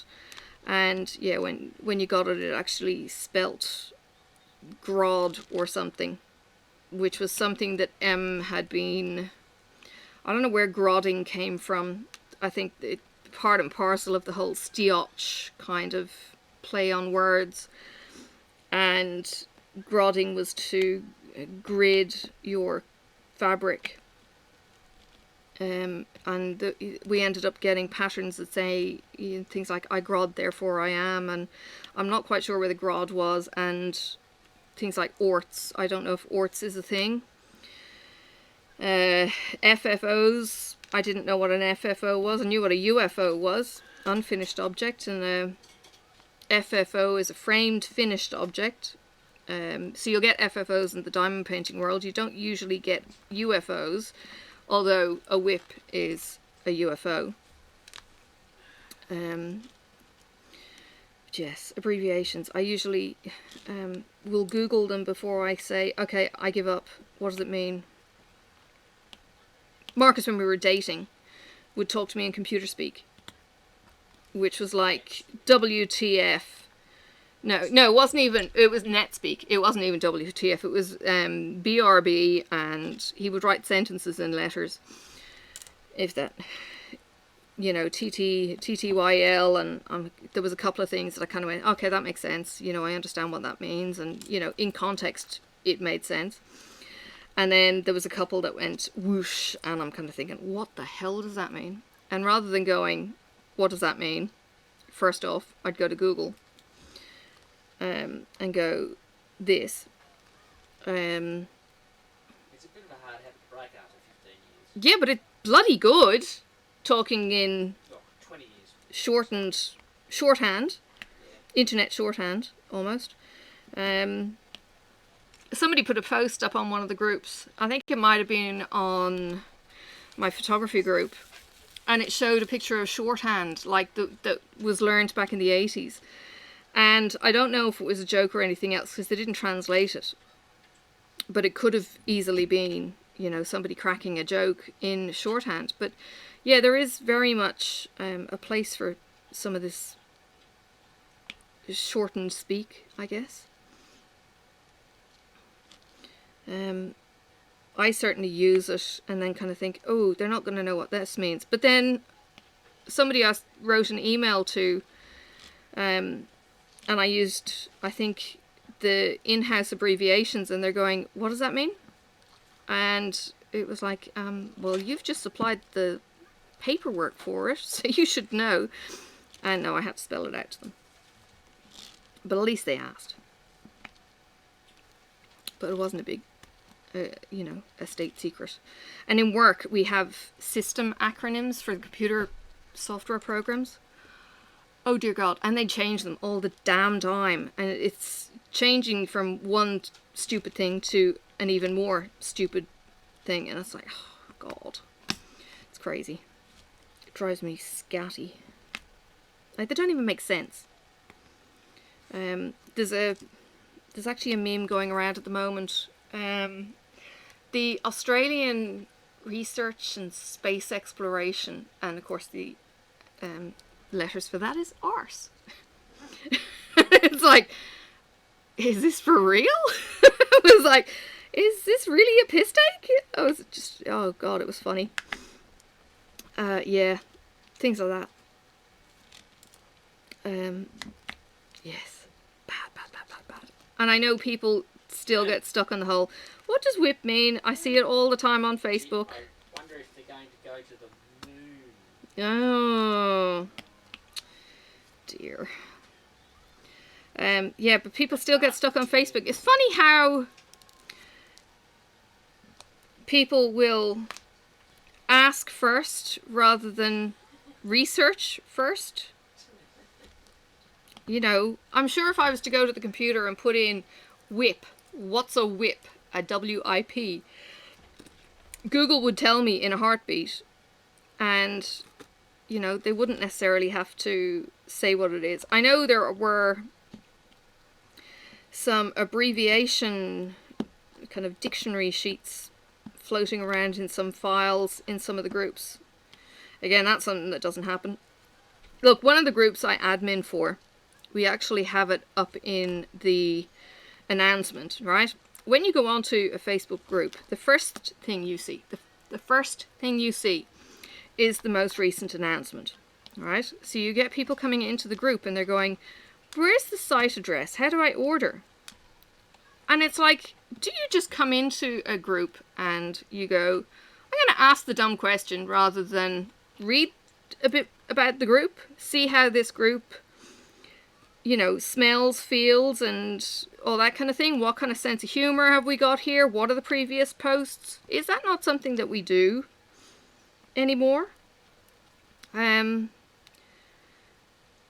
know, and it's kind of like, oh my God, read the screen, please. Where am I going? But yeah, Google acronyms.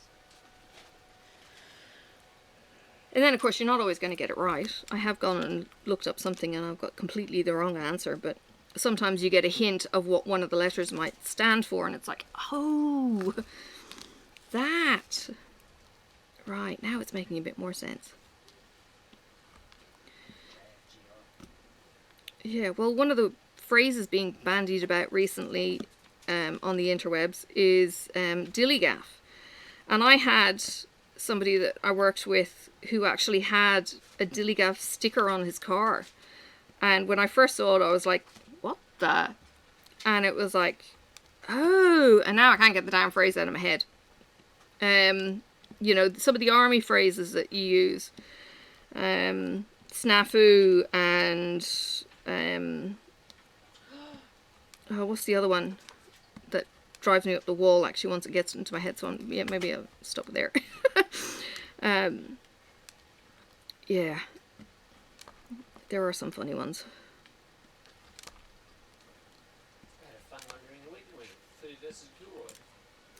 Yes, I did not know that there was a foo before Kilroy. So I made mention of it, and you said, oh, you mean Kilroy? He was talking about, okay, Marcus has created a paint saver for the toilet, which is basically, he leans on the windowsill, and because of the paint that was used, the paint has now drifted where his hand has put pressure on it. So he printed a 3D thingamajiggy, and he was saying, oh, I could put a foo on this, and I'm going, what the hell is a foo? I'm thinking, you know, because he'll jokingly talk about, you know, foo-foo valves and things like that. And I'm kind of go, foo-foo. Oh, sorry, foo-foo. Foo-foo. Oh, God. Anyway.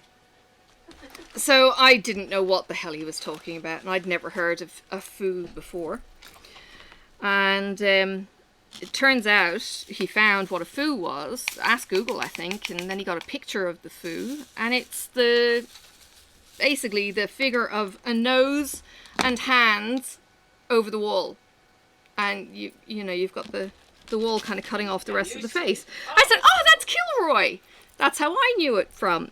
And I used to have a Kilroy on my bag, and I used to have, you know, the U2 in a cube, and, you know, things like the graffiti thing like that, all on my rucksack when I was, you know, a teenager.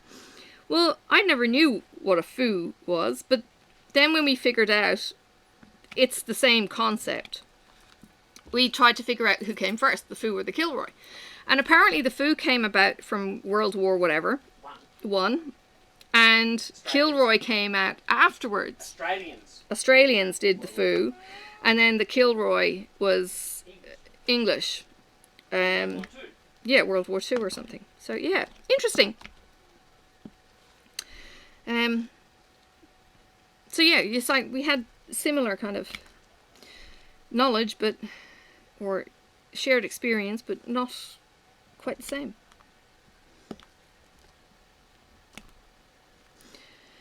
Anyway, don't know where that one come from. As a segue, tangent, or otherwise. But I have been yapping your ears off for quite a while. I haven't finished. Oh look, I could keep going and get my white finished and show you. I'm nearly there, I really am.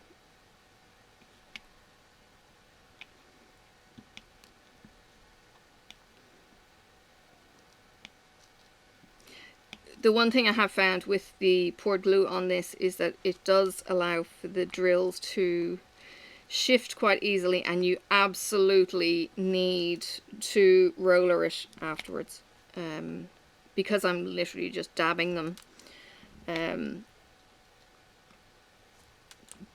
But they are definitely not in hard. It's not tacky. I haven't yet worked on one of the Treasure Studios art. I have heard that that is completely unforgiving. You put a drill down wrong and it's there forever kind of thing, so you need to be quite particular. And I know the Treasure Studios art is getting much more of a plug these days. There are a lot of affiliates advertising. Rachel has got some amazing artists as part of the Treasure Studios stable, as I call them. So you will be certainly seeing and hearing, but yeah, the canvas, because it's a mounted glue, is quite vicious, and it will grab your drills and not let you scoot them around like you might be used to scooting in other canvases or other sets of drills. So just to be aware of that. Which might mean that you can't multi-place, or, well, I don't know. I think Mrs. Coffee multi-places all the time, so if Mrs. Coffee can do it, chances are you can do it too. But yeah, you want to just be careful with your placing. Oh my, must have. What have I got? You're wrong. Let's move you, and it's gone too big a divot. Ooh, the child has disappeared. She's going to come back out now, and she's going to go chips or food or something. Nearly lunchtime. Time to think about getting our pizza in the oven too. We did something different last night with the pizza. We cooked one pizza and split it between everyone, rather than cooking individual pizzas and having the staggered eating time. So yes, it was a really, really fluffy pizza. It was gorgeous. It was really nice and light, and it was beautiful. The hardest part is actually not mixing the ingredients. So I have barbecue sauce on mine and sweet chili in abundance on the top. Hubby doesn't like too much sweet chili, so he only gets a little bit. So it's trying to make sure that, you know, we know where the division is between them and that kind of thing. But last night's pizza was awesome.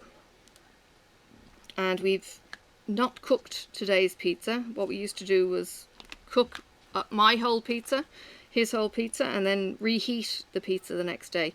We've actually not cooked all of our pizza for today, so it's going to be fresh out of the oven, without being reheated. So it's going to be all kinds of cool. Just like a store-bought pizza, only better. Because there's no way you could get all of this on a pizza. Ooh.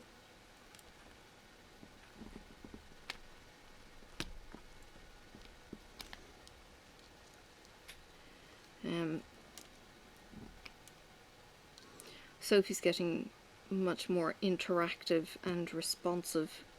And yesterday when I was getting the pizza ready, I said, oh, can you go and get me such and such? And she gets up and she goes to the wrong door. I said, no, the other door, the other right.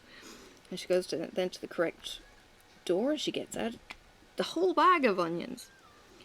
But it was just the whole act of her doing this. It was just like, oh my goodness, you know. Giving her what I thought could have been a complicated instruction, and she's just on it.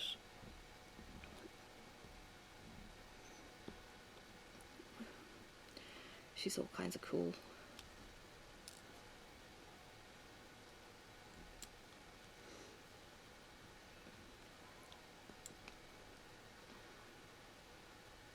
Just looking at the weather, it's like I said, I think when I started, it was supposed to rain today. Oh, where am I going? There.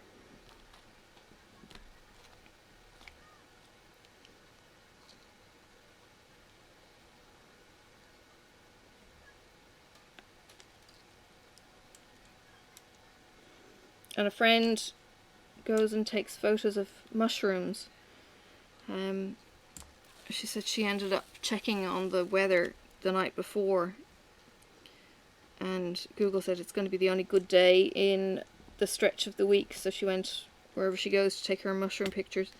Apparently these mushrooms are less than 5 millimeters tall, and she has bought herself a real camera to be able to take some stunning pictures of these mushrooms all in situ, you know, usually dripping because it's always, you know, damp where she's taking the pictures, because that's where mushrooms grow.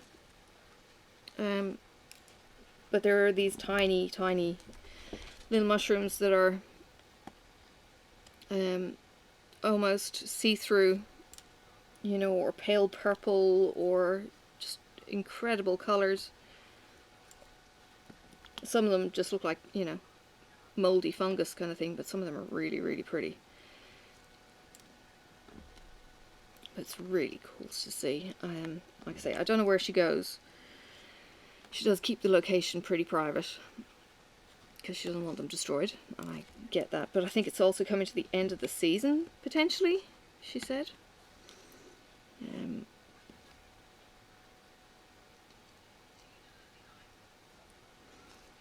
But if they were nearby, it'd be all kinds of cool to go and check out.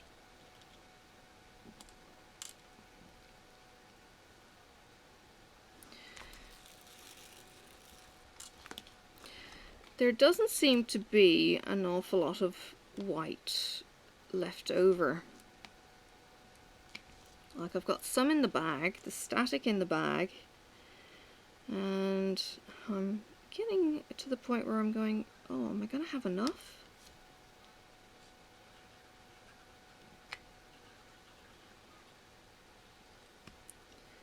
It's going to be reasonably tight because I've got this little loop in here to do as well. There was plenty of black left over.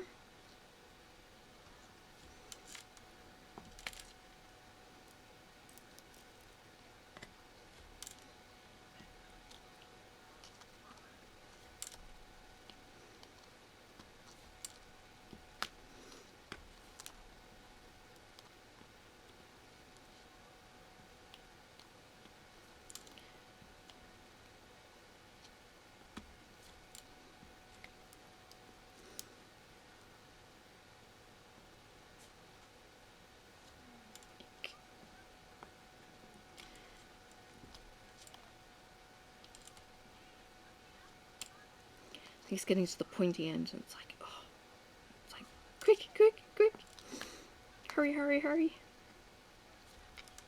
Hence me concentrating more and talking less.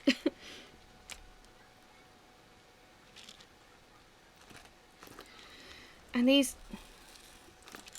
are quite stubborn in their not wanting to move.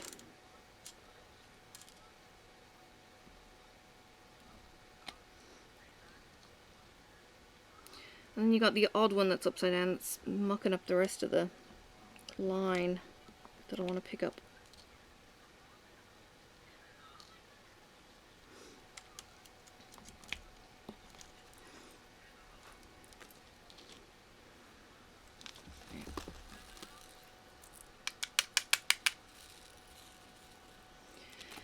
almost like the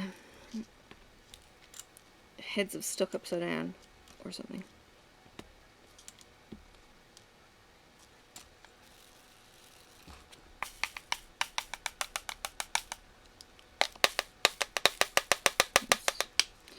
Try and get them in line and start again. Alright. Here we go. So remember with the multi-placer, if they're not all in a row in the row that you want, you can slide them together and then you can jump lines. Oh, get down. So there's 2 and there's 2, slide them all together and I get 4 in a bunch. That kind of thing. And I do apologize that you can't see that in action close up. I do have plans to get well, my light bridge is being renewed and the plan would be to have a close-up camera then that can do that kind of stuff for you. What's up, Sophie? What? Seeing as I've finished the soldering here, maybe I'll have a look at that camera now. Seeing as it's a topic of current discussion. What's wrong, Sophie? Do you need to go to bed? Can you go and ask Daddy for what you want?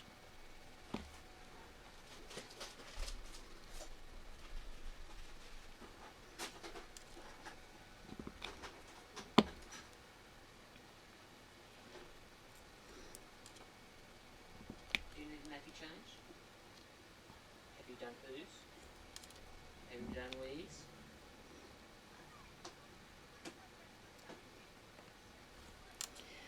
What's the time, Mummy?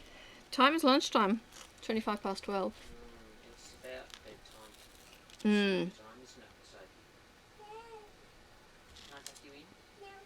No. You tuck yourself in, are you? You're going to have a sleep here. Just lie down on the couch?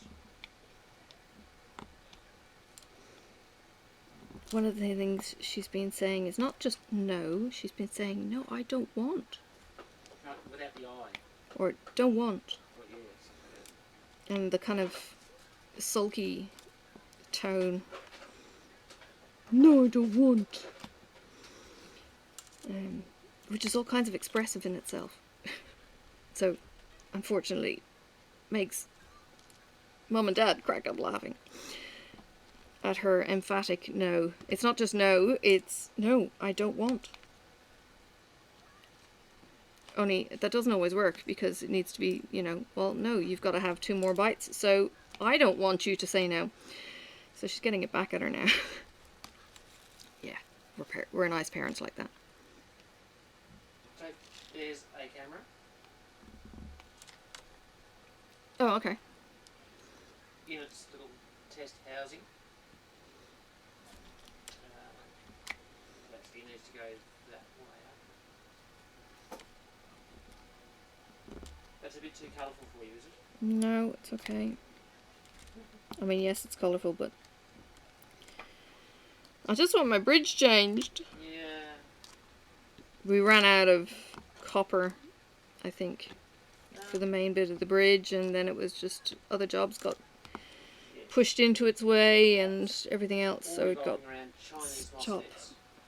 Yes, Marcus ordered a whole load of Chinese MOSFETs and none of them worked, or 2 of them worked out of a batch of whatever. 200.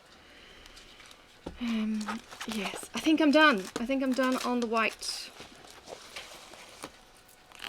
Right, look. All of those kind of grey gaps are actually going to be tones of grey. I'll show you the remaining 5 colours. So from the darkest, darkest, 6 colours. Yep. Darkest, maybe that one, then that one, then that one, then that one. So there's the gradient that we're going to get in the balance of the colours. and that's going to be scattered through all of that. Now I might have missed a couple of J's, I can see one down here, but that's the idea. I will finish this probably today watching some videos, and I'll put the finished picture as the thumbnail. But that's really kind of cool for a mystery painting. I mean, look, it's simple.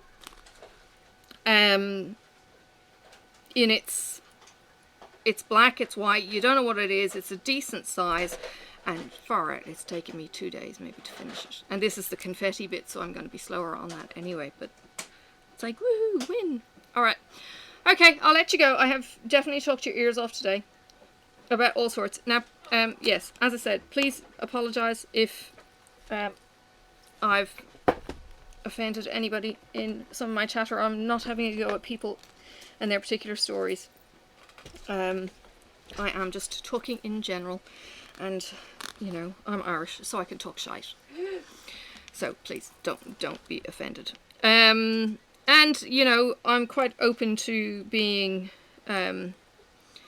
educated, and you know, share your story with me if that is something that you would like to do. I really do enjoy the comments, and I know it's not cut and dried the way generalizations get made and all of that kind of thing. So, you know, please, if you're interested, if you would like, share your story, whether it's as a tuber or on a comment or a private message, anything.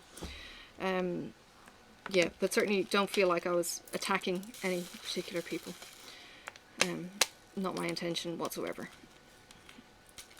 Alright, I will see you next week when I'm older and probably no wiser. And yes, I will see you around on the tubes, and we'll leave you with your Irish blessing if I ever get these off and hit stuff. They're stuck.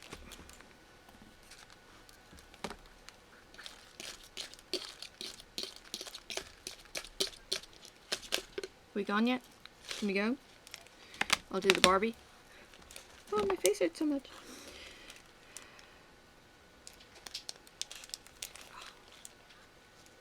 Last one. Alright. Bye for now. Talk to you soon.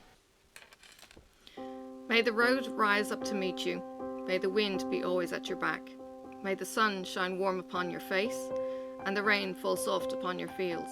And until we meet again, may God hold you in the palm of his hand.